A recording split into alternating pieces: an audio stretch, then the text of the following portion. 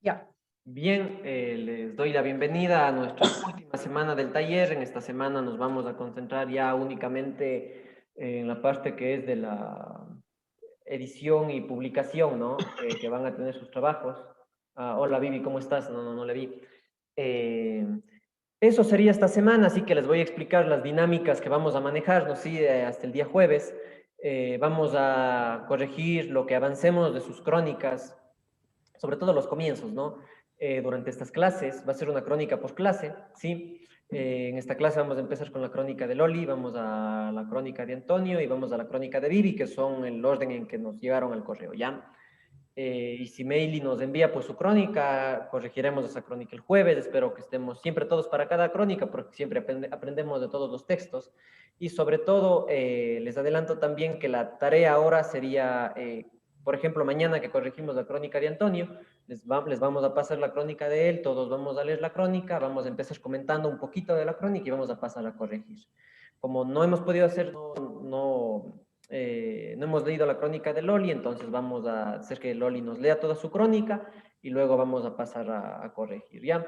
Eso sería nada más, porque de aquí ya para el 22, que se termine el taller, únicamente el día 22 es la entrega nada más de sus crónicas. Y luego ya pues iremos De conversando para... diplomas. Eso, yo estaba esperando el diploma.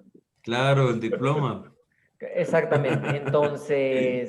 Entonces eso sería ya para el día 22, pues quería la entrega y los diplomas y iríamos ya conversando, ¿no? Con cada uno para ir publicando las crónicas, ¿no?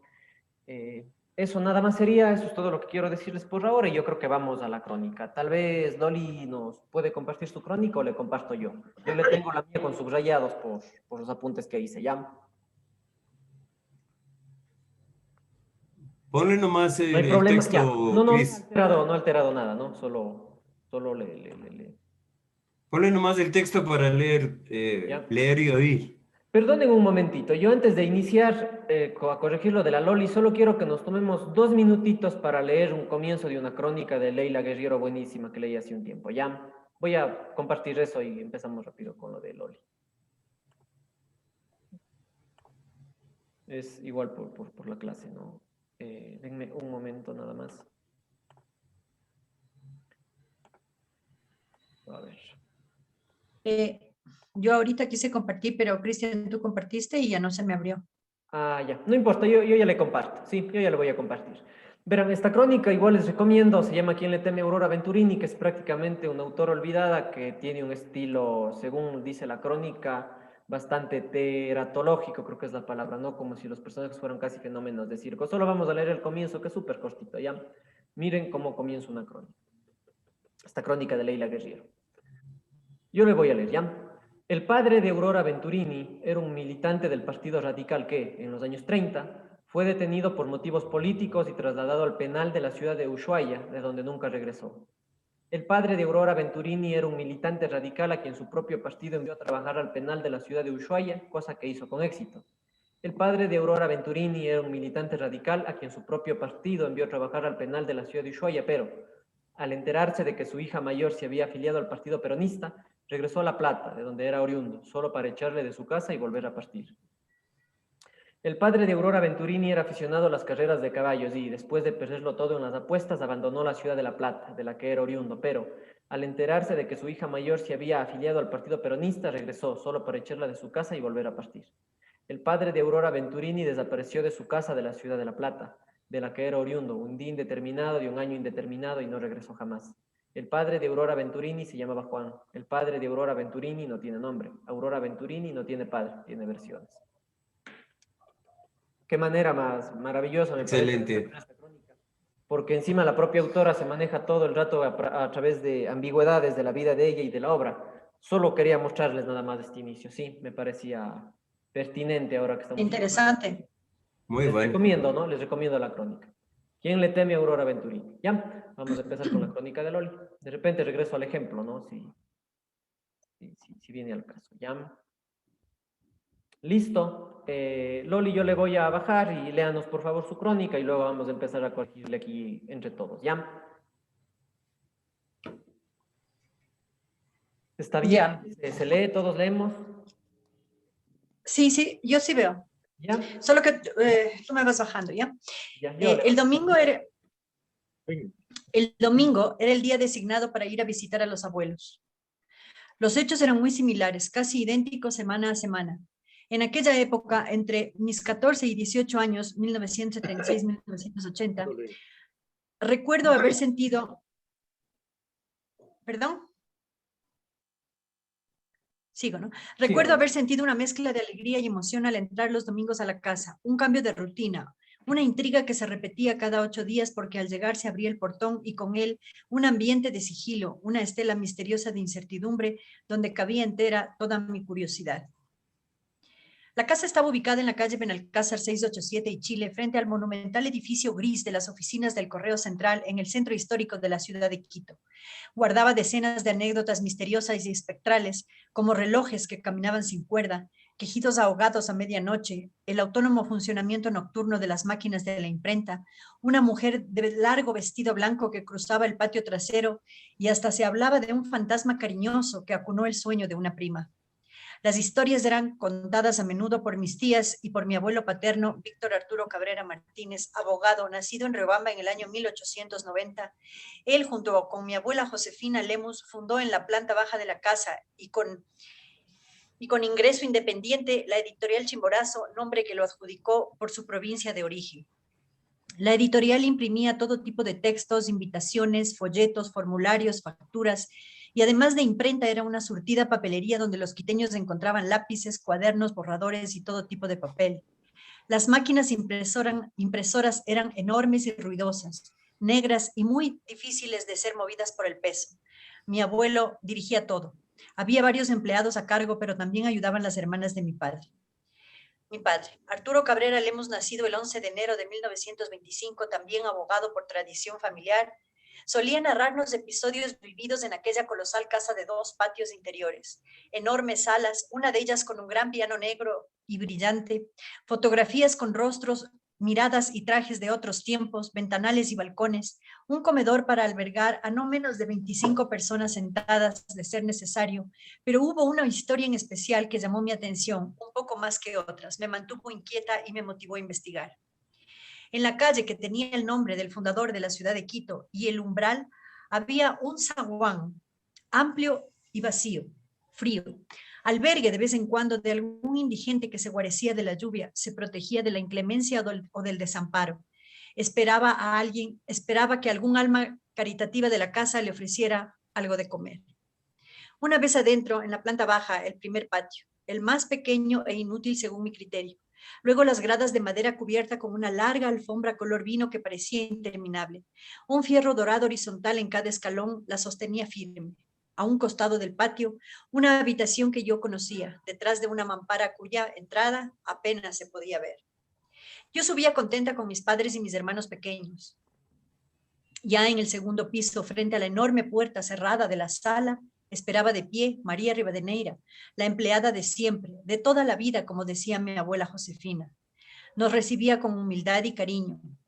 Yo miraba de reojo aquella puerta altísima, blanca, con adornos dorados que recargaban los minuciosos tallados de su decoración.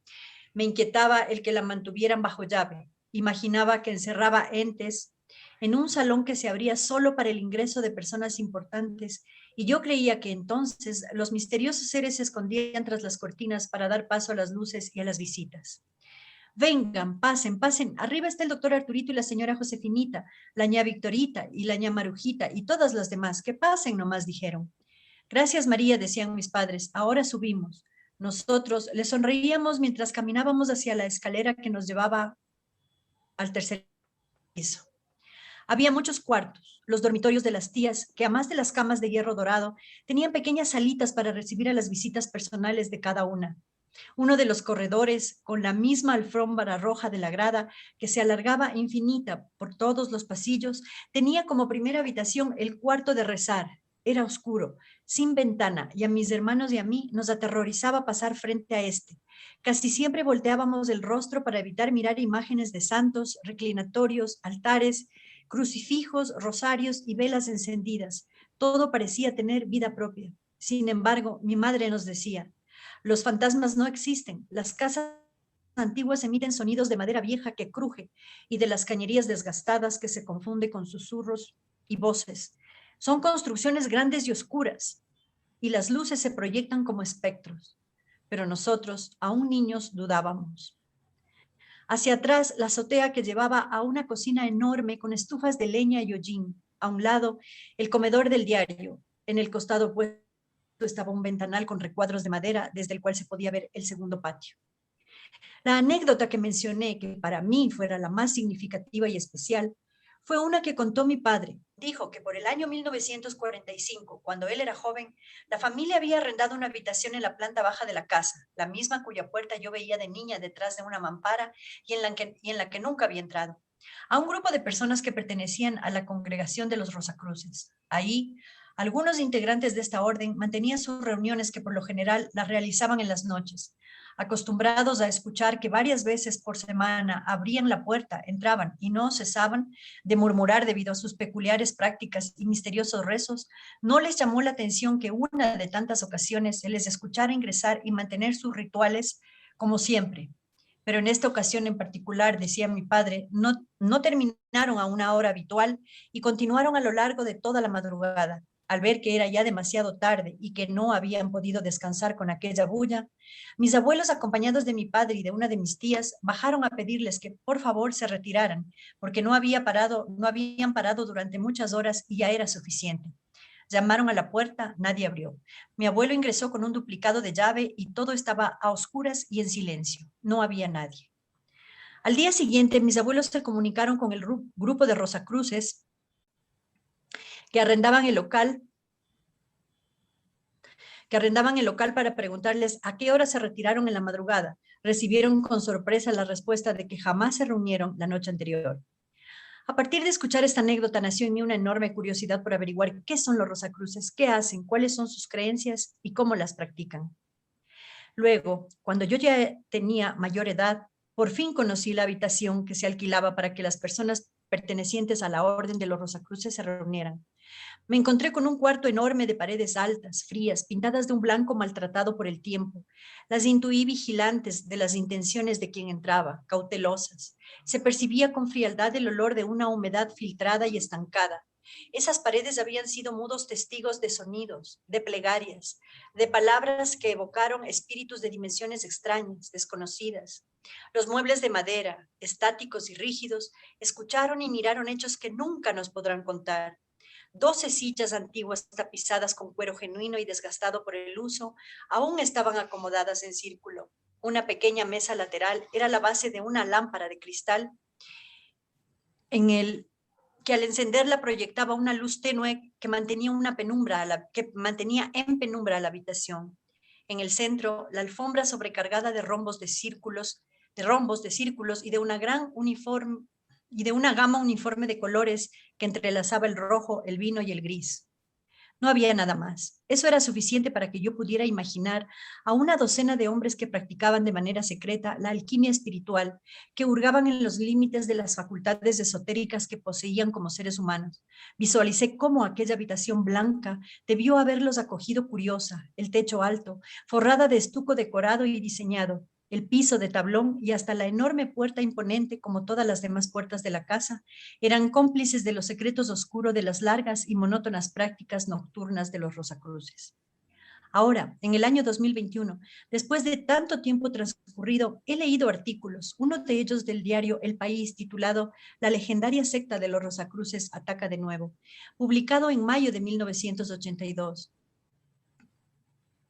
Que nos dice, debe ser, que no son una organización religiosa, ni tampoco un grupo cristiano, y que sus orígenes se remontan a las escuelas de los misterios del Egipto faraónico, que eran fraternidades secretas donde se transmitía un saber nada común, más bien oculto, de las leyes y propósitos de la vida, mediante el uso de conocimientos esotéricos y de las facultades que poseen como seres humanos.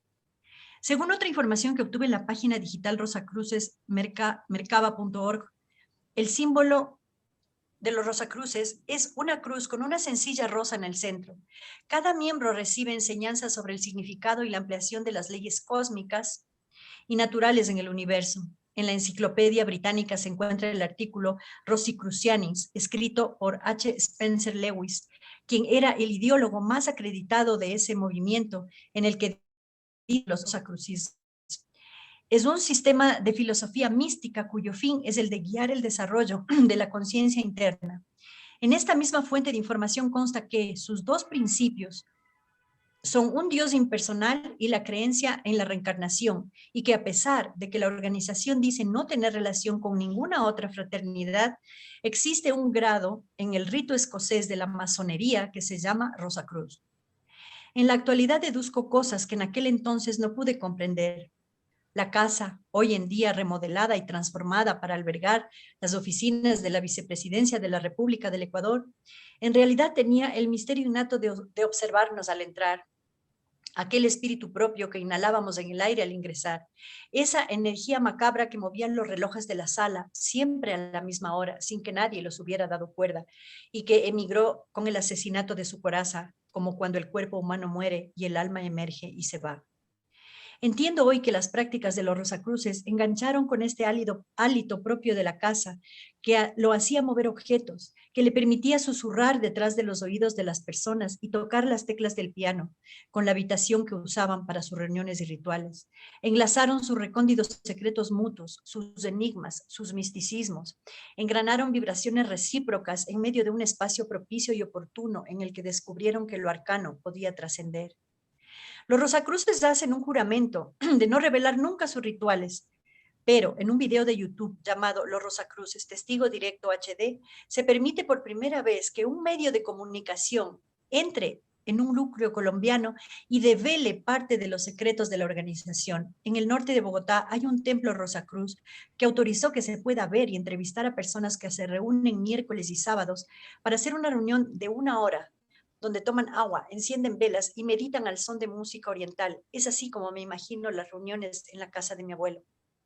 Muestran a los periodistas la espada que usan en los rituales de iniciación. Este templo en Colombia tiene 40 años y en el momento que se filma el video han terminado una ceremonia de iniciación. Sus dirigentes explican que los Rosacruces son una escuela de vida que ha sido perseguida y acusada de involucrarse en rituales oscuros, como el sacrificio de menores, orgías y la adoración al diablo. Aunque ellos lo niegan rotundamente, argumentan que son infamias y calumnias y sostienen que sus prácticas solo son para conseguir iluminación y crecimiento personal, de preferencia a puerta cerrada. Explican que no pueden dar nombres de quienes pertenecen a esta organización secreta hasta la muerte de los miembros Rosacruces. Manifiestan también que quienes desean pertenecer a esta comunidad deben pagar el equivalente a $60 cada 3 meses, que les da derecho a participar en los rituales, a financiar los gastos de sus estudios, el mantenimiento y los impuestos de la sede. En este video se ve a una mujer de nacionalidad colombiana, que es la que manda, la gran consejera que lleva 25 años ejerciendo esta labor espiritual y que da el siguiente discurso. Luz, vida y amor. Estamos aquí reunidos para recibir la luz cósmica y emitir vibraciones de luz y amor hacia toda la humanidad para la mayor gloria de Dios. Después de ver y escuchar el video, visualizo en mi mente aquella noche rara de 1945 en la casa de la Benalcázar.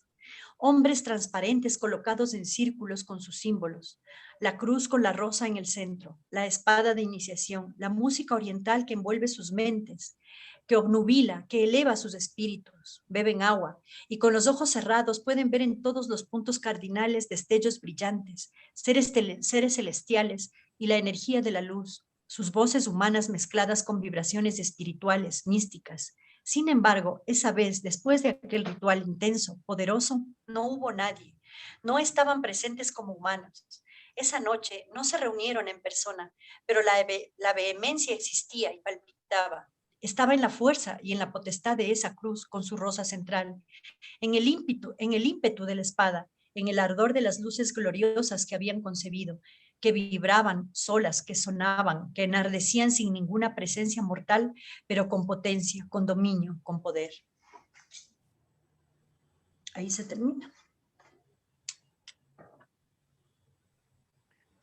Antes de continuar, un comentario de alguien. ¿Sí? Antonio, tal vez. A ver, yo quisiera insistirle un poco a Loli que que el principio de la crónica, así como el final, sea precisamente de lo que está al final, ¿no? Esos nombres extraños, esas luces que aparecían, el agua que bebían, las espadas y todo. Yo creo que eso debe ser también el párrafo para empezar la crónica, porque de lo contrario se vuelve una cosa lineal. O sea, llegábamos de chiquitos, nuestros papás nos llevaban y entonces ahí hay una cosa lineal que nos sorprende. Y como vimos en ese ejemplo tan bueno de Leila Guerriero, la idea es siempre sorprender, ¿no? Entonces, yo creo que todo lo que cuentas, Loli, está bien, está muy bien, está bien detallado, está bien investigado, pero creo que el primer párrafo, o el primero y el segundo, podríamos hacerlo, depende, debe ser del hecho concreto, el hecho concreto de lo que Ok. pasó ahí y de lo que nunca se sabrá, ¿no? Que nunca se sabrá Ujú. que, pero cómo es que hacían bulla y hacían unos rituales y no sé qué, y ya que no había nadie. Empezar con eso le daría mucho más fuerza al texto porque le crea misterio y al crear el misterio haces que el lector no se vaya del texto porque quiere saber, bueno, ¿y qué pasó con este misterio? ¿Qué cosa más rara? Y al final, haciendo siempre lo que habíamos hablado en 360 grados, al final terminas con lo mismo. Y el lector sabrá lo que llega a pensar de lo que pasó ahí. Pero me parece bien importante no contar de forma lineal, sino en segmentos, ¿no? O sea, el principio y el final tendrían que ser casi lo mismo. Y luego sí, lo otro está muy bien.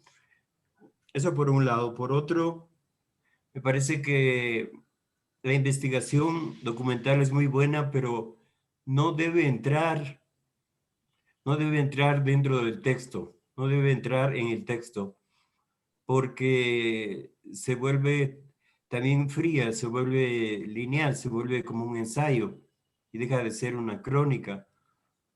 Puedes poner como está puesto al final las fuentes que quieres poner, lo cual me parece bien, pero yo no le pondría, por ejemplo, leí en el diario El País de la Fuerza, luego vi un video en YouTube, porque se vuelve como plano, se vuelve fríamente periodístico, y la idea es todo lo contrario, la idea es que a lo largo y ancho de este texto exista un misterio, exista una cosa rara, exista algo, algo indescriptible que pasó y que al final no tienes por qué explicarle al lector. El lector, la idea es que goce, la idea es que el lector goce con el texto, incluso que goce con el misterio de, pero ¿cómo que hicieron un ritual y resulta que nunca estuvieron ahí? Entonces, eso me parece que es para mí lo más esencial. Una cosa chiquita, la música oriental. Creo que te refieres a la música de Egipto, de esa, ¿no? La música oriental lo entendemos como música más asiática, más de Japón, de China. Eso es Bueno, en el texto que investigué decía exactamente así, ¿no? La música oriental. pero debe ser música tipo turca, tipo, Debe ser, bueno, no debe sé. ser, ¿no? Ajá, en el texto decía así, Ya, música oriental. ya. Entonces, Ujú. eso es lo que yo quería decir para empezar, ¿no? Porque La historia me gusta mucho, pero me parece que tienes que ser como más audaz, más temeraria, más lanzada, en el sentido de que empiezas con el rumor, empiezas con el temor y al final terminas con el temor, es decir, desafiándole al lector, Ujú. que el lector no vea un texto lineal, sino que el lector de entrada diga, "Che, qué es lo que está pasando aquí, ¿no?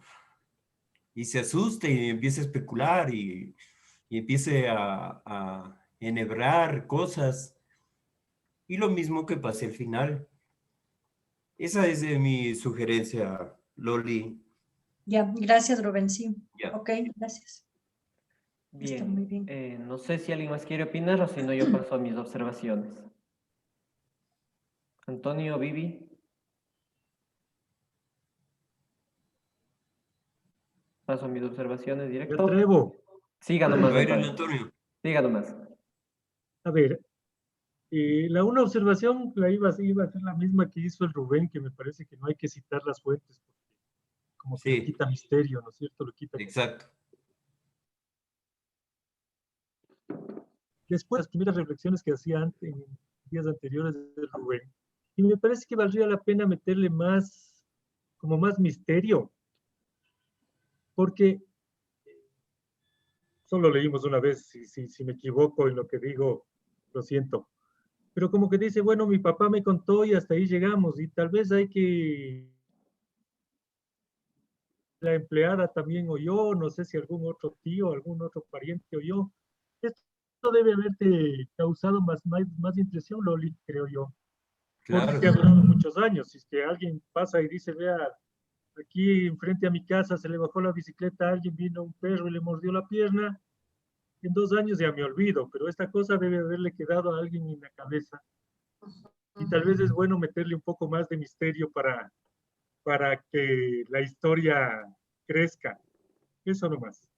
sí, sí, exactamente. Estoy totalmente de acuerdo. Vivi, ¿quieres ayudarnos tú también o voy con mis observaciones? A ver, en ese caso yo también me quedé con lo mismo del texto de Loli, de que ella cita fuentes y yo también estoy citando fuentes en mi texto, entonces quiero ver cómo puedo arreglar esa situación. Y me gustaría en todo caso en el texto de Loli saber un poco más el detalle de cómo era la ceremonia de esta secta, aunque parece que Son no hay secretos. mayor información del tema, pero sí sería interesante como para crearle ese ambiente de misticismo.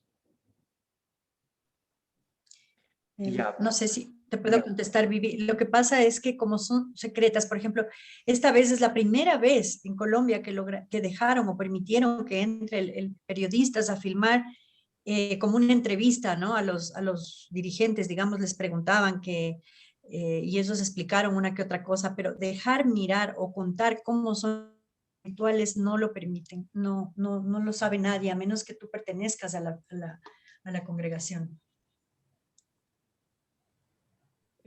Ok, No unas hay datos. recomendaciones y bueno, primero unos puntos de vista generales y luego quiero hacer unas observaciones en el texto que también creo que tienen que ver bastante con técnica, ¿no? Al menos lo que yo puedo ayudarles. Si bien estos rituales son secretos, ¿no? De la masonería, de los Rosacruces y de otras sectas que hayan, hay una fuente documental que yo creo que puede ser muy interesante. Por ejemplo, hay este texto que usted cita de Lewis, ¿no? De este ideólogo del siglo XIX, si no me equivoco, y comienzos del XX, que habla sobre la historia, y creo que también hay unos textos documentales de ellos que son fundacionales, no solo documentales del siglo XVI o XVII que hablan del fundador que se llamaba Christian Rosenkrantz, que era un alemán, bueno, no recuerdo la nacionalidad, pero que decían que este tipo le habían como embalsamado y luego había resucitado y le comparaban con Cristo y etcétera. Entonces, todas esas cosas mágicas, absurdas, pueden apoyar bastante al texto, ¿ya? Estos, sobre todo en estos textos teóricos de ellos. Eso por un lado. Por otro, yo creo que aquí las citas de la información documental son válidas en la medida de cómo lo hagamos y de que citemos. Por ejemplo, pensemos en los cuentos de Borges que están muchas veces cruzados entre el ensayo y la ficción, e incluso la crónica. Por ejemplo, si ustedes recordarán El impostor inverosímil, Tom Castro, él cita una parte de los Salmos, pero él cuando cita esto de los Salmos es porque habla del viaje, porque habla de que el viaje, si ustedes se acuerdan, nos demuestra que mientras bajamos en la barca del Señor, algo así dice, lo hacemos para encontrar nuestros abismos. Entonces, maravilloso, ¿no? Como él está citando en este caso los Salmos.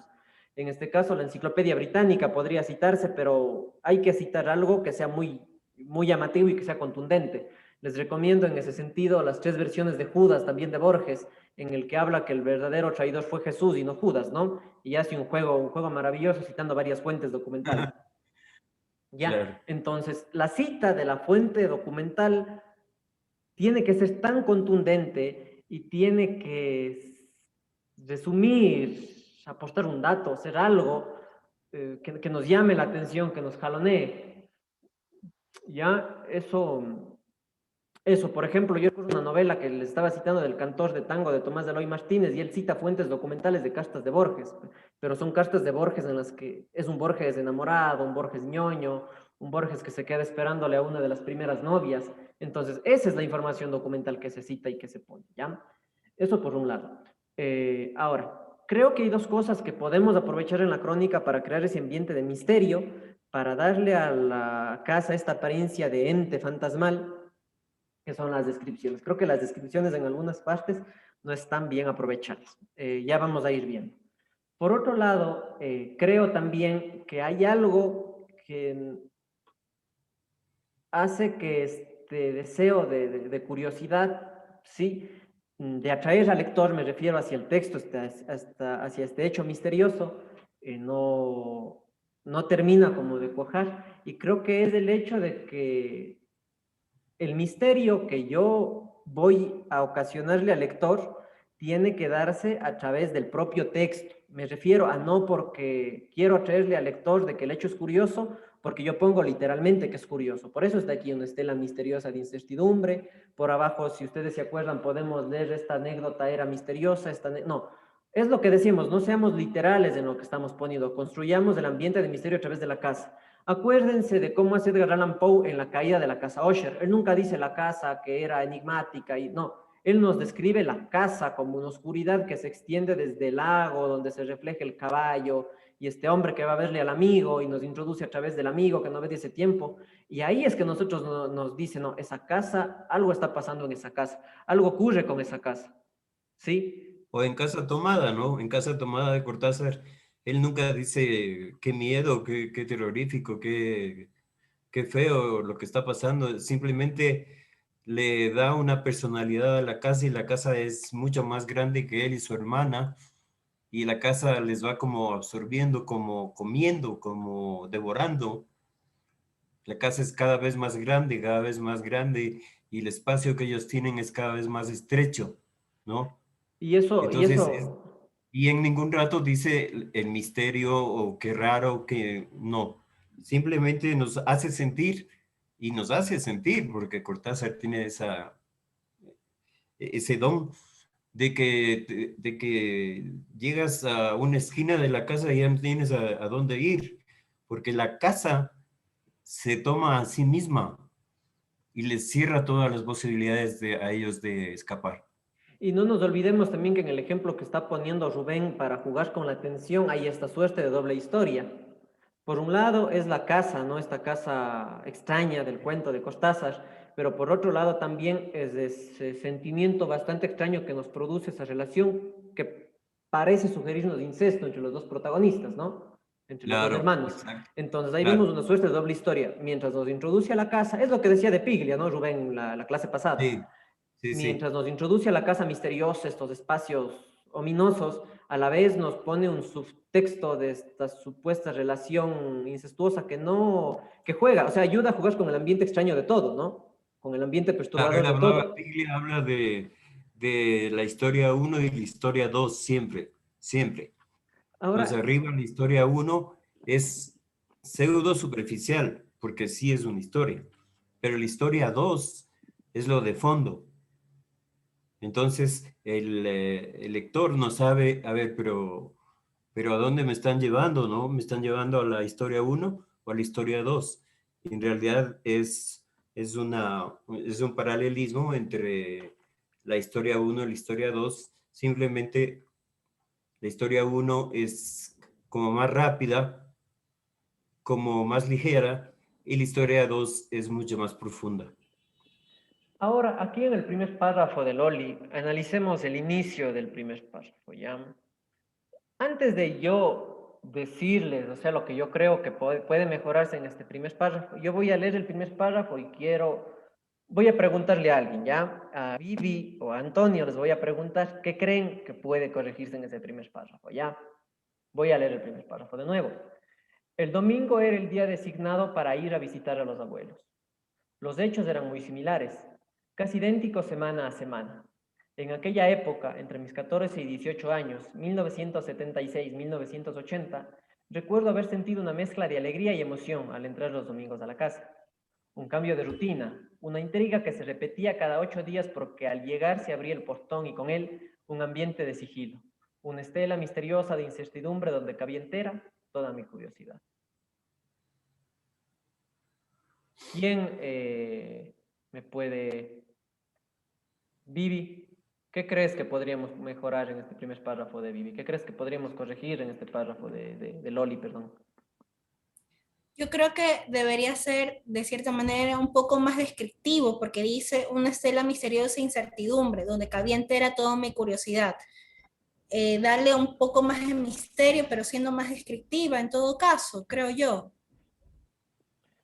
Miren una cosa primero cuando empieza Loli, ¿ya? Sí, yo creo que sí, tiene razón Vivi.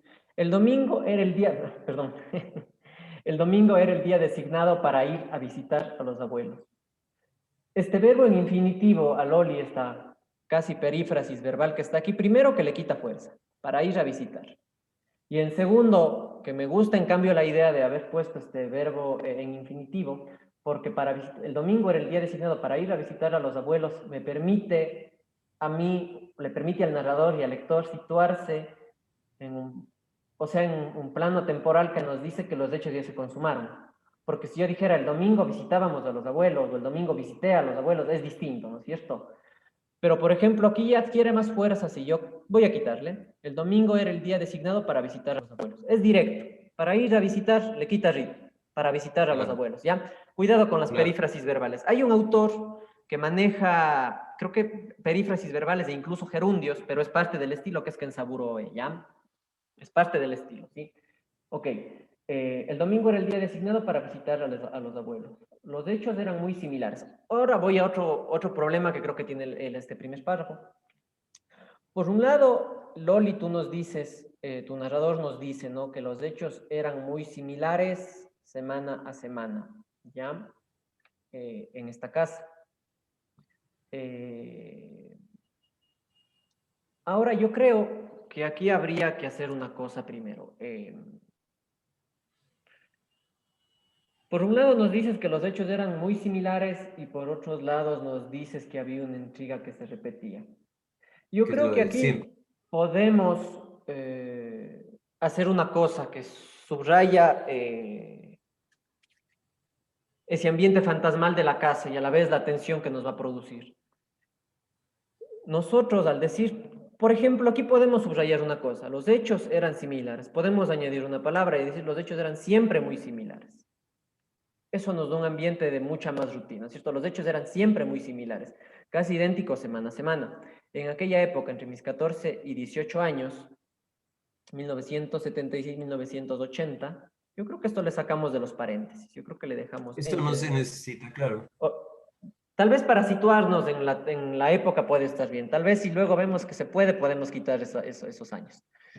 Recuerdo haber sentido una mezcla de alegría y emoción al entrar los domingos a la casa. Antes de ir a lo que iba a ir, yo creo que aquí hay otro inconveniente, alegría y emoción. Yo creo que lo que usted sentía al entrar a la casa va más allá de la alegría y la emoción.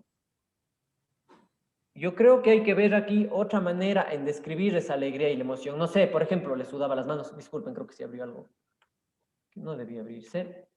¿Ya? No sé, eso le digo, le sudaban las manos, le latía muy rápido el corazón, no sé, son cosas que se me ocurren. Porque alegría y emoción es casi como un lugar común, ¿no es cierto? Me daba alegría y emoción, no, algo más pasaba, ¿sí? ¿Ya? Ya, un cambio de rutina, y aquí voy ahora sí a lo que estaba hablando antes, un cambio de rutina, una intriga que se repetía cada 8 días, porque al llegar se abría el portón y con él un ambiente de sigilo, una estela misteriosa de incertidumbre donde cabía entera toda mi curiosidad.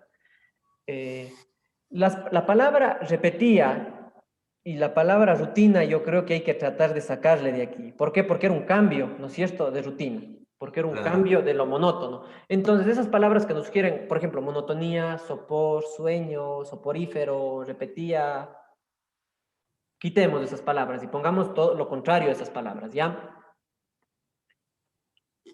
Por ejemplo, no sé, una intriga que no terminaba, no lo sé, se me ocurre nada más, ¿sí? Una intriga que no terminaba, una intriga cada 8 días, ¿sí? O cada 8 días todo siempre era distinto, no lo sé, ¿ya?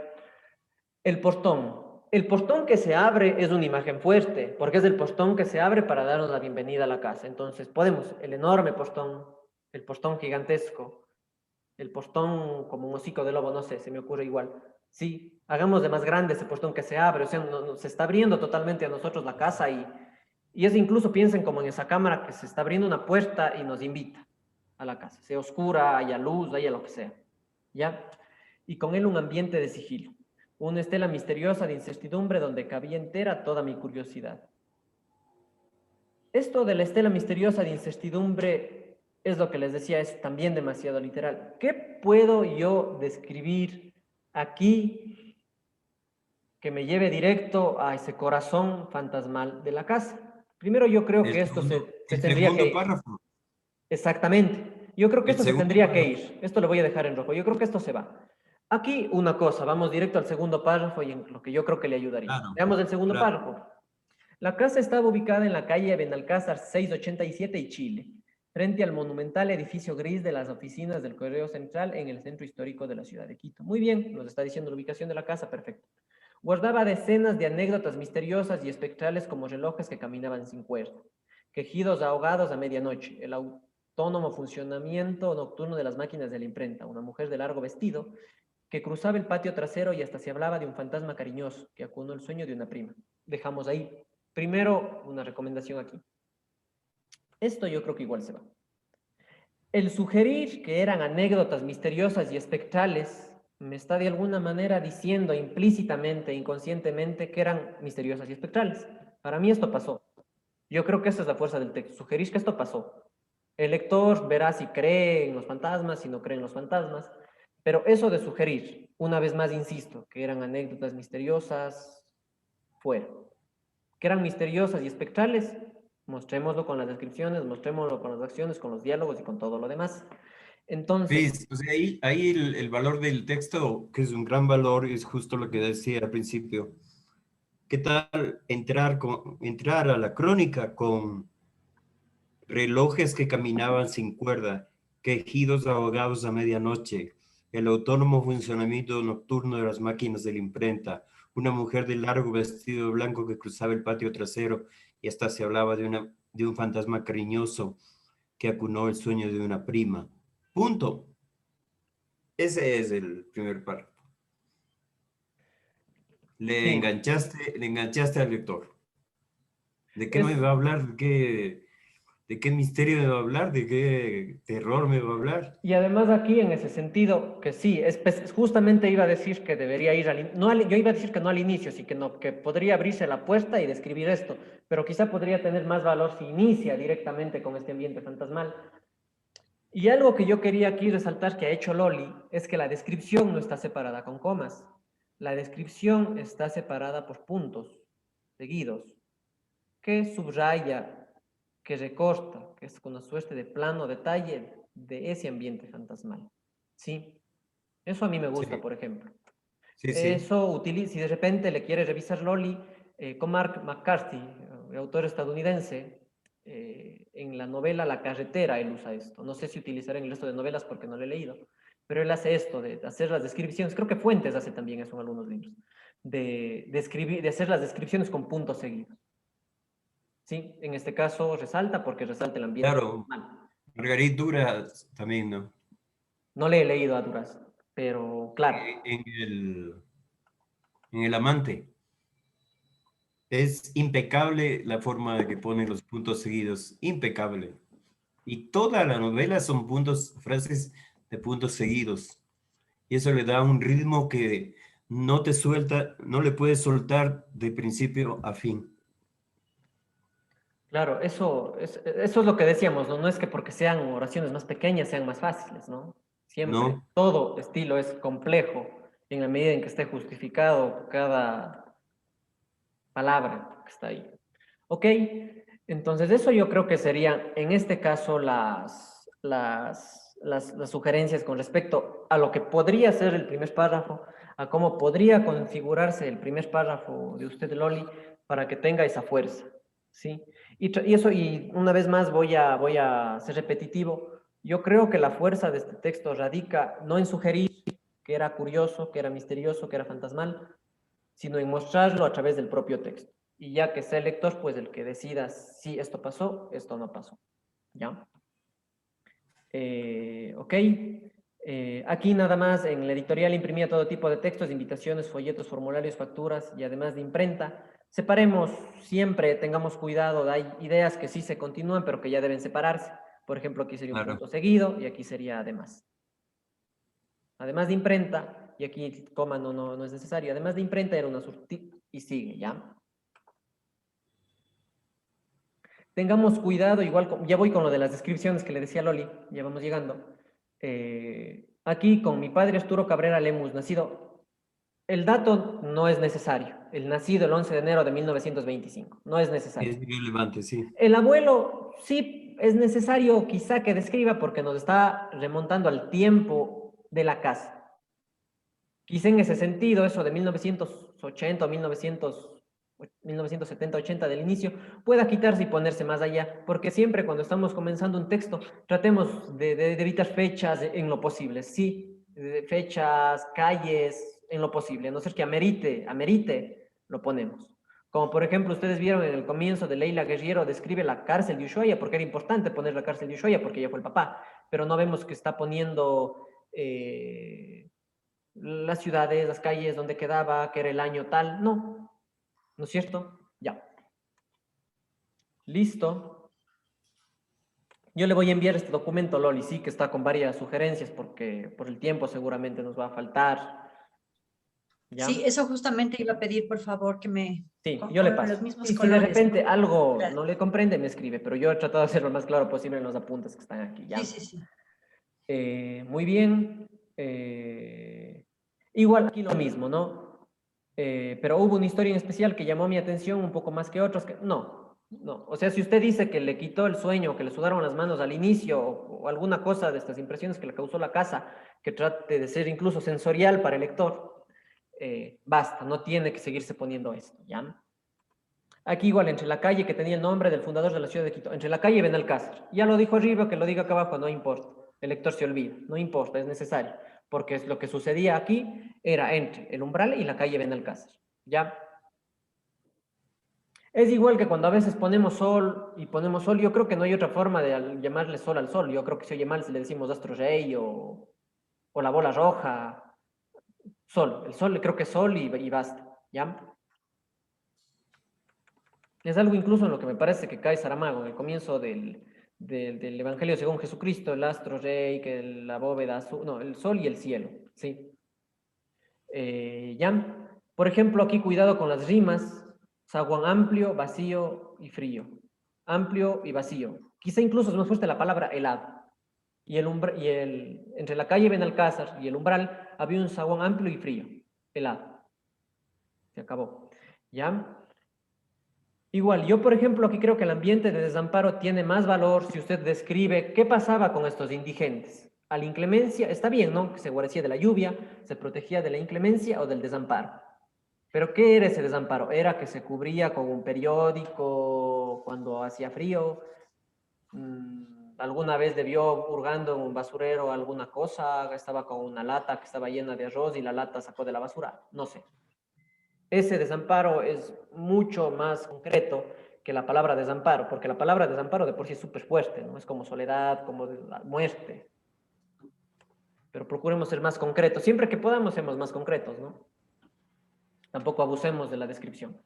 ¿Ya? ¿Listo?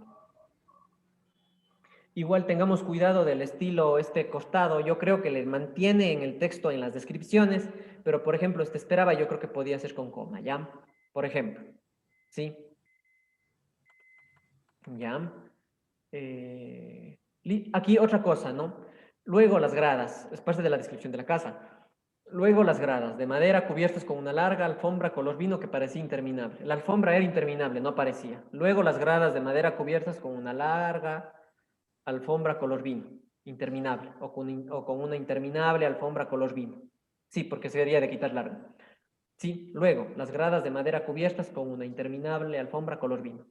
¿Ya? La alfombra es interminable, no parece interminable, es interminable. Vamos dotándole al ambiente de ese misterio a través de estas pequeñas cosas que son a la final, pues. ¿Ya? Aquí, por ejemplo, igual tengamos cuidado con las comas, me parece que está de más aquí esta coma. Igual otra cosa súper importante, cuando corregimos un texto, pongamos todos los tiempos verbales como tienen que ser, que no se mezcle el pasado, el presente y el futuro en una sola oración.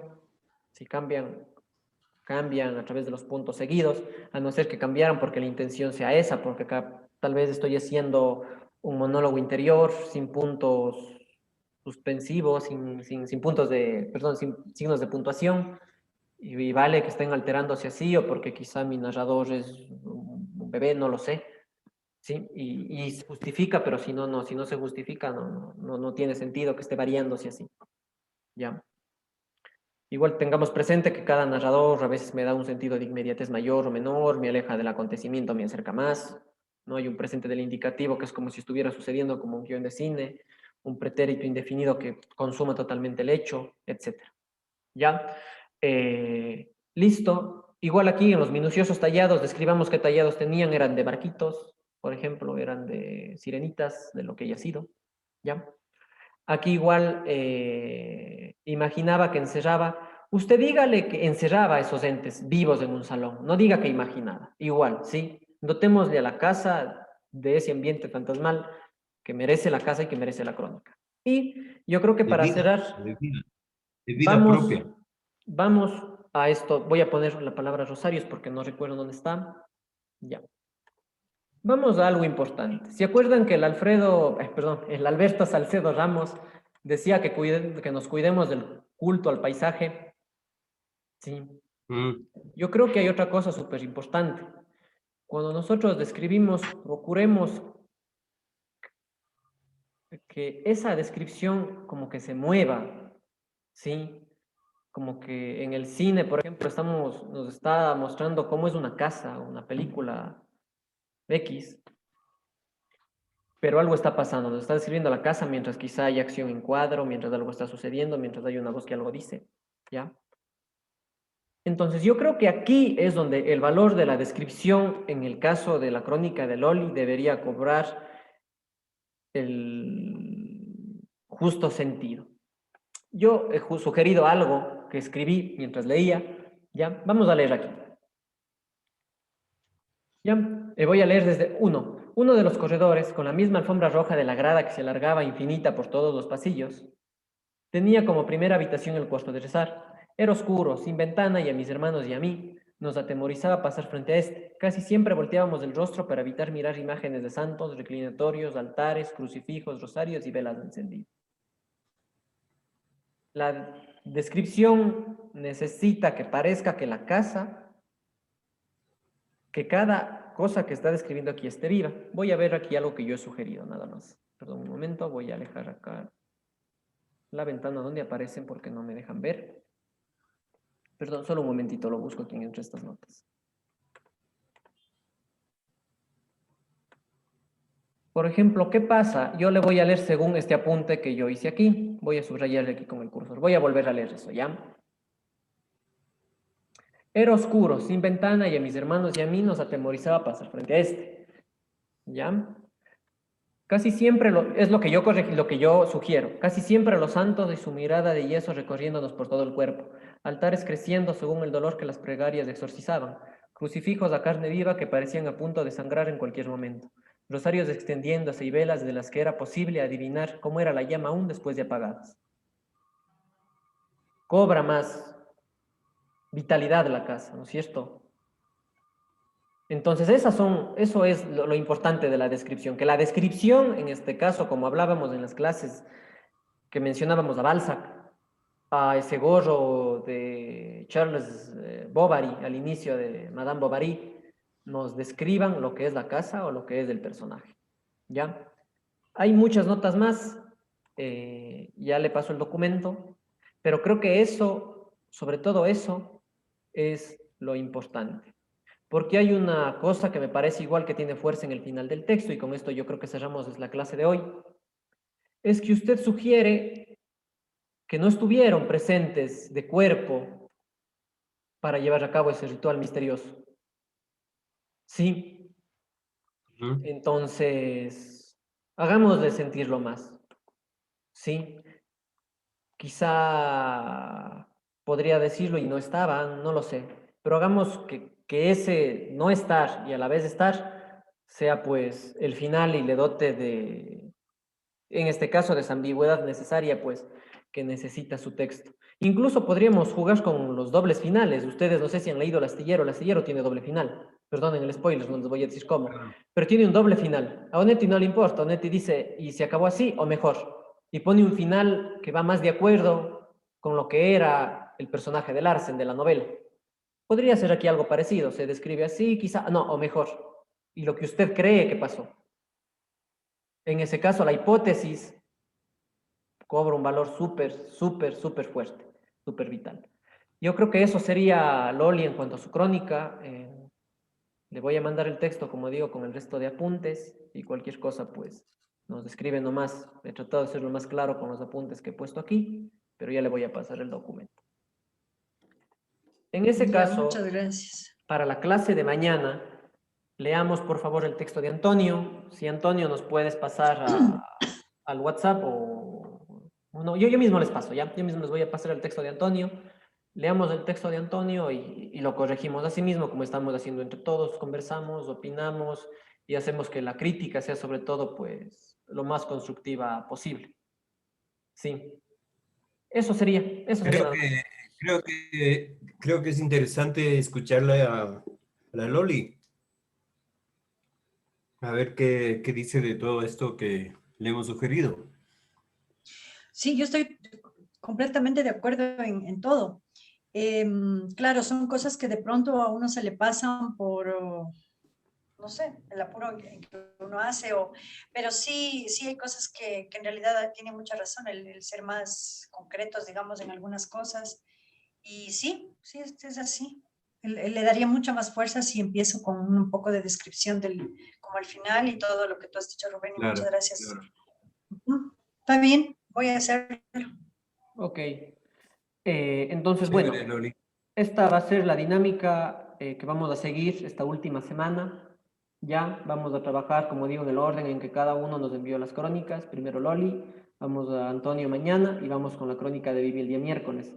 Y la crónica, pues, de quien nos vaya a enviar para el día jueves, porque caso contrario, el día jueves, pues, conversaríamos sobre los temas que queden pendientes o las cosas que necesitemos reforzar para que el día 22 nos puedan pasar ya sus crónicas terminadas. De mi parte, yo sí quiero agradecerles pues el empeño que han tenido haciendo las crónicas, presentándonos a tiempo los trabajos, sí, Ujú. porque yo creo que siempre se admira el ser puntual con las cosas y con los tiempos que se piden. Y sobre todo las ganas que ustedes le han puesto, tanto para investigar, para aprender, como para las críticas que les estamos haciendo, ¿no? Porque ustedes saben que no siempre las personas tomamos, y me incluyo yo bien las críticas y nos ponemos bravos y a veces nos ponemos quisquillosos, pero siempre estamos aprendiendo todos los días. Es que es verdad, ¿no? A veces nos tomamos a mal. Y la crítica es chévere, Claro, en claro. la medida en que a veces nosotros escribimos un texto y nosotros creemos que el texto dice lo que nosotros estábamos expresando, pero oh, error, para nosotros expresa eso porque somos los autores de algo. Claro, Y claro, claro que sí. sí, creemos que transmitimos un cuadrado y total, hay solo unos 4 puntitos que todavía faltan de unirse las líneas, ¿no? Listo. Quisiera hacerles unas recomendaciones antes de que me olvide. Hay un periodista, no le alcanzamos a leer una crónica de él. Es el hermano de Gabriel García Márquez. Se llamaba Eligio García, digo se llamaba porque se murió y se murió muy jovencito. Tiene un libro que se llama... Ah, caramba, me estoy olvidando. Bueno, ya voy a ver el nombre. Son reportajes a los escritores más importantes del boom latinoamericano. Son perfiles de los escritores más sí. importantes del boom latinoamericano. ¿Qué es la Sí. particularidad que tiene Eligio García? El perfil de Borges está contado como si fuera un cuento de Borges. El de García Márquez está contado como si fuera una novela de García Márquez. El de Vargas Llosa está contado como si fuera una novela de García Márquez con diálogos telescópicos. Qué maravilloso. O sea, imitaba el estilo de los escritores y no había qué mejor forma de conocer a un escritor a través de un perfil que tenga el estilo de ese escritor. Sí, ya voy a ver el nombre y les voy a pasar ya el nombre del libro. Claro. Ya, es un escritor maravilloso. Por otro lado, para ver este manejo que tiene los hechos reales y la ficción, véanse una peli que me vi este fin de semana, si pueden conseguirle. Eva no duerme. Hicimos una reseña en Los Cronistas sobre esa película, que es sobre el cadáver de Eva Perón, sobre las vicisitudes del cadáver de Eva Perón durante los 25 años que estuvo perdido a través de 3 episodios. Es buenísima la película, sí, buenísima, buenísima, buenísima. Aparece ¿En Netflix? No, no está en Netflix. Si yo encuentro la peli, les paso el link. Y si pueden encontrarle, pues, chévere. Es una película que justamente, pues, olvidada. Casi nueva, ¿no? Del 2015. Creo que les tenía una recomendación más, pero me he olvidado. Y no les canso más. Muchas gracias y nos vemos mañana para trabajar la crónica de Antonio. Gracias a Ya, todos. una cosita que no me queda muy clara. Mañana trabajamos la crónica de Antonio toda la Sí. hora, como ahora hicimos Sí, con la sí, mía. como hicimos ahora. Pero, ¿para cuándo sería la revisión final de las correcciones? Por ejemplo, en el caso de la mía, que ya tengo las pautas para corregir, ¿no? Para el O sea, lunes claro, 22. el lunes 22 ya, o sea, las clases terminan el día jueves totalmente y ya el día lunes Ajá. nos envían sus trabajos ya en la versión definitiva. Claro, cualquier comentario se los vamos a hacer, ¿no es cierto? Hecho, ya. Ya, cualquier comentario se los Ya, vamos a perfecto, hacer y cualquier gracias. cosa que esté pendiente, pues Que igual. pasen bien. Igual, Antonio, muchas gracias. Chao. Gracias, Vivi, gracias, Loli. Gracias, Rubén y Gracias a Cristian. todos. Hasta luego, Gracias. Antonio, que estén todos Chao, bien. Chao. cuídense. No se olviden de leer la Chao. crónica de Antonio. No, pero nos mandas. Ya. Chao.